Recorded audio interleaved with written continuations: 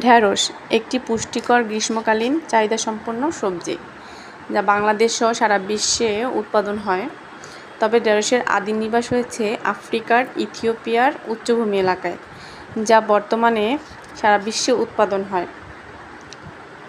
ঢ্যাঁড়সে রয়েছে protein, magnesium, calcium, sodium, iron, zinc, vitamin A, vitamin B, vitamin C ইত্যাদি সমৃদ্ধ পুষ্টি।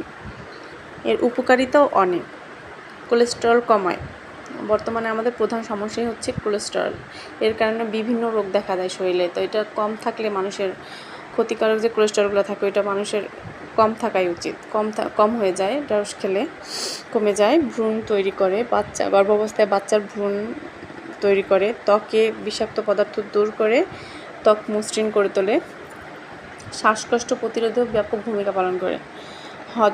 যাদের হজমে প্রবলেম আছে তাদের ক্ষেত্রেও এটা খুব ভালো উপকার আসবে, যেমন হজমেও সহায়তা করে, চুলেও সহায়তা, চুল পড়া কমায়, চুল মসৃণ, চুলের শাইনি করে।